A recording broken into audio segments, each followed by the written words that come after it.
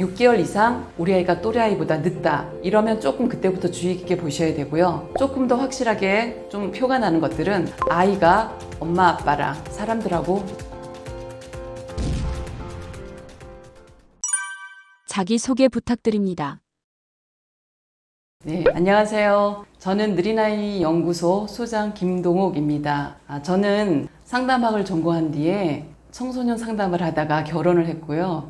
첫 아이를 낳았는데 저희 아이가 자폐 진단을 받으면서 느린아이에 대한 관심이 더 늘고 느린아이를 위한 교육과 치료에 적극적으로 참여하게 되었어요. 치료를 하다가 3살 무렵에 교육비가 좀 어려워서 치료를 그만두게 되었고, 그때부터는 제가 직접 아이를 가르치기 시작했어요. 그 당시에는 느린아이라는 이유로 자폐 진단을 받은 아이는 교육이 어렵다, 치료할 수가 없다, 부담스러워하는 교사와 기관들을 만나면서 느린아이 부모님들과 많은 저와 비슷한 분들에게 도움이 되고 싶어서 실질적인 어떤 도움을 주면 좋겠다 해서 느린아이 연구소를 시작하게 되었습니다. 네, 단순히 발달이 조금 늦은 단순 발달 지연이라고 하는데요. 이렇게 발달이 조금 늦은 아이에서부터 그 경계성에 있는 아이들, 경계선 지능, 그리고 발달이 심하게 차이가 나서 장애 진단을 받는 아이들까지 전부 포함해서 느린 아이라고 말하고 있습니다. 발달지연과 발달장애 아이들의 치료는 어떻게 다를까요? 제일 큰 건 기간의 차이 같아요. 단순히 발달이 지연돼서 오는 아이들은 아주 부족한 부분을 조금만 집중적으로 해줘도 금방 또래 아이들 수준으로 좀 따라갈 수 있는 힘이 있는데, 발달이 심하게 차이 나서 오는 또는 장애 진단을 받고 오는 아이들은 그 아이들에 비해서 2배, 3배, 많게는 10배 이상도 교육을 하고 치료를 해야 되는 그러한 부분들이 좀 차이가 난다고 생각할 수 있어요. 아이가 자폐 진단을 받았을 때 어떤 생각이 드셨나요? 처음에 저희 아이가 자폐라는 소견을 받았을 때는 정말 하늘이 무너지는 것 같은 충격을 받았죠. 그래서 아무 생각도 나지 않았고 그냥 돌아오는 차에서 계속 울었던 기억이 나요. 그런데 한 일주일 정도 되게 힘들어 하다가 문득 아이 입장에서 생각해 보니까 이러고 있을 때가 아니구나. 내가 정신을 차려서 우리 아이를 치료해야겠다, 말할 수 있게 해야겠다, 이런 마음이 들어서 정신이 좀 번쩍 났죠. 그래서 그때부터는 모든 것을 아이 위주로 교육하고 생활하고 아이와 함께 놀이하고 이런 것들로 전부 생활을 바꾸면서 아이가 좋아지기 위해서 노력했습니다. 지금 자폐다, 느린아이다라는 것을 알게 되었다면 제일 먼저 부모님이 우리 아이가 느린아이구나 하고 인정을 먼저 하셔야 돼요. 수용하지 않으면 아이도 힘들고 부모님도 힘들어서 그 아이를 수용하는 데만 해도 몇 년씩 시간이 걸리는 것을 제가 많이 봤습니다. 첫 번째로는 아이가 느린 아이라는 것을 인정해 주시고, 그 다음에 해야 될 일은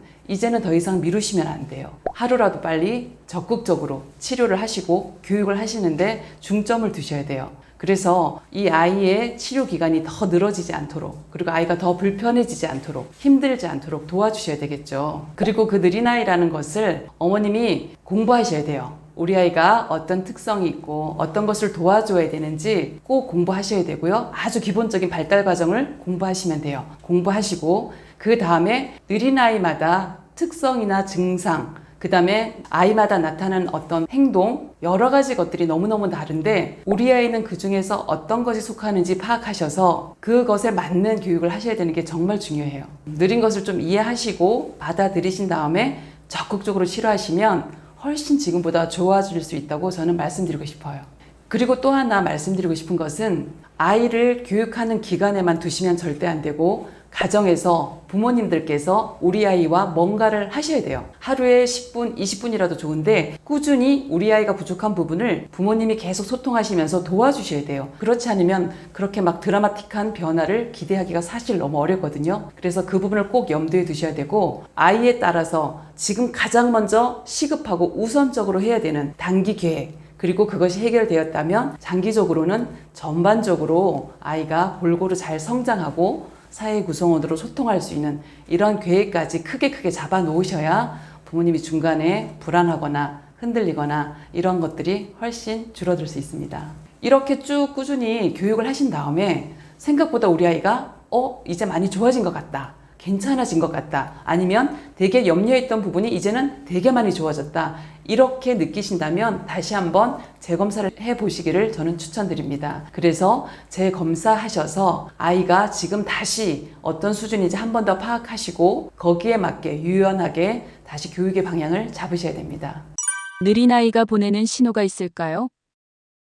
일단 가장 쉬운 것은 병원에 가면 영유아 발달 검사를 하게 되어 있거든요. 그 검사를 하다 보면 6개월 이상 우리 아이가 또래 아이보다 늦다. 이러면 조금 그때부터 주의 깊게 보셔야 되고요. 조금 더 확실하게 좀 표가 나는 것들은 아이가 엄마 아빠랑 사람들하고 눈 맞춤이 전혀 안 된다든지 또는 사람에 대한 관심이 너무 없어서 혼자서만 계속 놀이한다든지 옆에서 엄마가 부르고 아빠가 불러도 대답하지 못한다든지 뭐 이런 것들이 일단 가장 중요한 좀 느린 아이의 증상이라고 보여질 수 있고요. 또 한 가지 말씀드리고 싶은 것은 아이가 지나치게 어떤 특정 감각에 대해서 아주 예민하거나 아니면 되게 둔하거나 이러한 증상도 살펴볼 필요가 있습니다. 예를 들면 모자를 전혀 쓰지 못한다거나 따가워서 아이가 느끼는 감각이 너무 예민해서 모자를 쓰지 못한다거나 지나가는 어떤 개가 짖는 소리나 특정 주차장 소리, 오디오 소리에 지나치게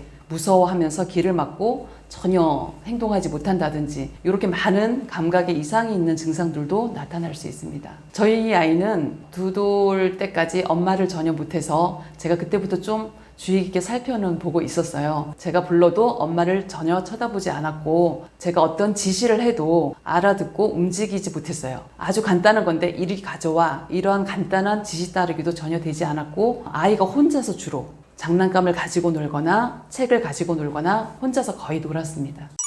단순히 느린 아이와 말만 늦은 아이는 어떤 차이가 있을까요? 네, 차이가 있습니다. 첫 번째, 호명 반응이라고 해서 불렀을 때 쳐다보는지 반응하는지를 보셔야 돼요. 말을 못하는 아이들도 엄마 아빠가 부르면 고개를 돌려서 쳐다보거든요. 그런데 이러한 것들이 전혀 안 된다.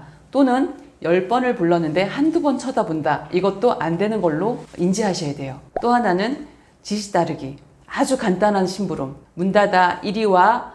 이렇게 간단한 것도 아이가 못 알아듣거나 전혀 움직이지 않는다. 이런 것들은 아이가 그 말에 대한 이해가 전혀 안 되는 것이거든요.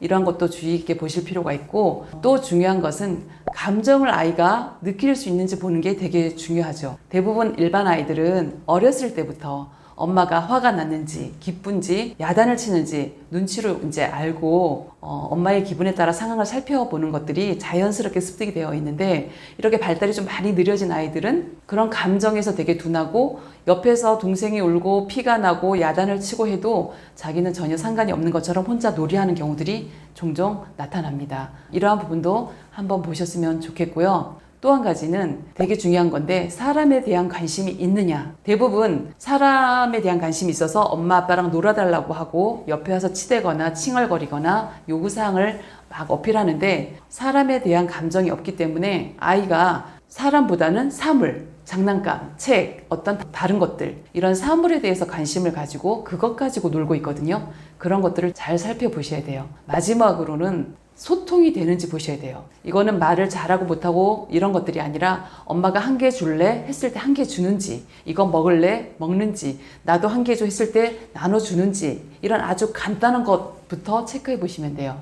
그래서 소통이 되면 잘 모르는 아이는 가르쳐주면서 놀이를 할 수 있는데 이러한 소통이 약한 아이는 계속 반복해서 놀이를 가르쳐 주어도 그게 어떤 놀이인지 전혀 반응하지 못하는 경우가 많습니다.